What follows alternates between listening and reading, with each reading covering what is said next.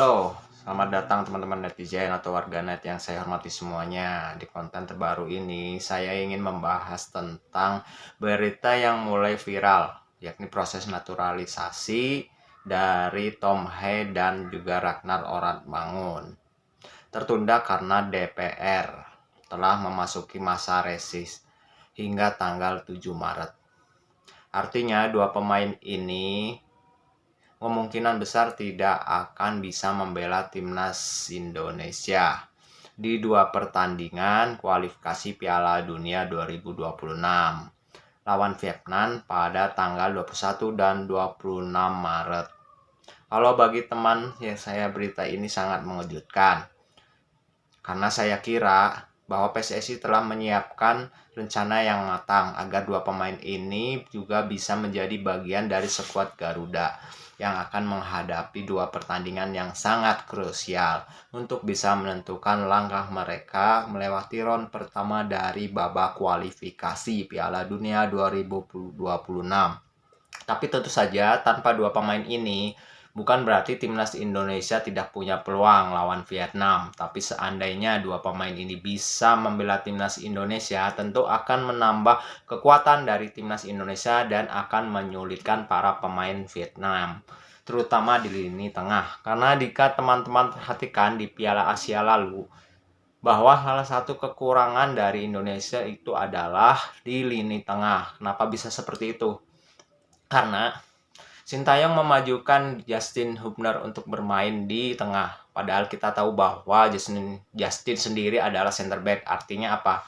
Dia butuh satu pemain lagi yang juga bisa memberikan pressing dan juga bisa mengalirkan bola ke lini depan. Maka itu Justin lebih sering bermain di lini tengah bersama Ivan Jenner. Padahal kita tahu biasanya itu adalah posisinya dari Mark Klok. Tapi di Piala Asia lalu kita melihat bukti bahwa Sintayong adalah pelatih yang 110% profesional. Karena ketika dia melihat ada pemain yang tidak perform, maka dia tidak akan memainkan pemain tersebut lagi di starting line up. Tapi kemungkinan juga dimasukkan sebagai pemain pengganti. Nah, artinya sekarang untuk dua pertandingan lawan Vietnam, Sintayong mengoptimalkan pemain yang ada. Dan memang sih untuk saat ini PSSI begitu gencar naturalisasi pemain-pemain keturunan Indonesia. Jadi terkesan bahwa pemain yang bermain di liga domestik tidak akan mendapatkan peluang. Tapi itu adalah pemikiran yang negatif dan tentunya keliru. Karena di Piala Asia lalu juga Sintayong selalu memberikan peluang pada pemain yang bermain di liga domestik. Cuma kebawasannya ketika memang untuk perform bukan berartinya tidak perform.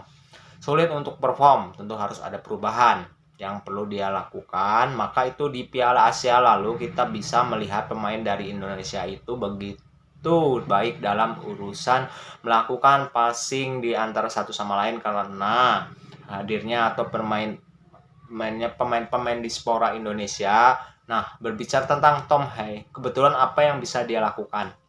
Seandainya dia bisa melawan Vietnam, Tom Hanks adalah tipe pemain yang bisa menyerang dan bertahan. Jadi dia adalah holding midfield defender. Nah, tugas dari holding midfield itu adalah untuk mengantisipasi, membaca dan juga tentunya memfilter serangan dari pemain lawan.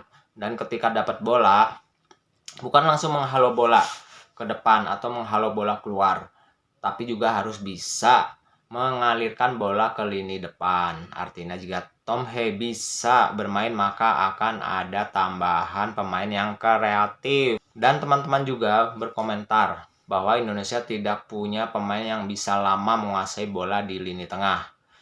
Jika Ragnar ini main, kita akan punya satu pemain yang bisa melakukan pergerakan dinamis. Nah, jika ada pemain yang bisa melakukan pergerakan dinamis yang diharapkan, striker yang mencari ruang, tentu akan bisa mendapatkan suplai bola ketika pemain yang melakukan pergerakan dinamis tersebut atau sayap mengganggu konsentrasi para pemain tim lawan.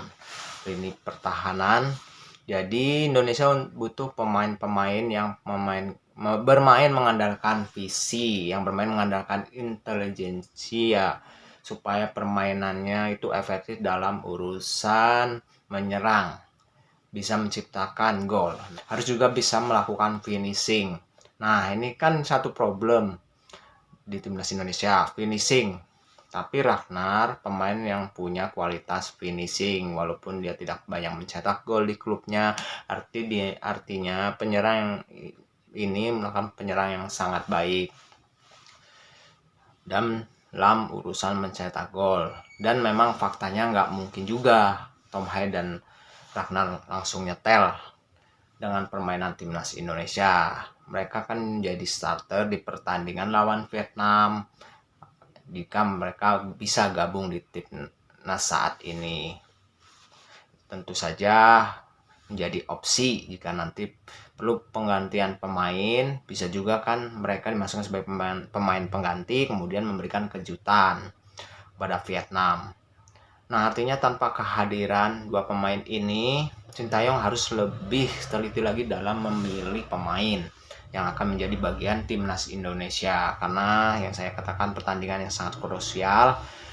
Kalau Indonesia tidak bisa menang di 2 match melawan Vietnam, artinya nggak mungkin, saya nggak yakin Indonesia nggak bisa lolos ke round 2 dari babak kualifikasi.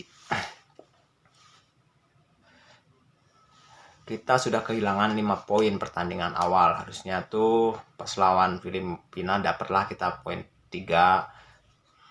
Jadi teman-teman, tertundanya proses naturalisasi Tom Haye dan Ragnar akan sedikit banyak mengurangi kekuatan Indonesia, karena yang kita tahu dua pemain ini adalah pemain yang memang sudah matang, diharapkan bisa langsung meningkatkan level timnas Indonesia.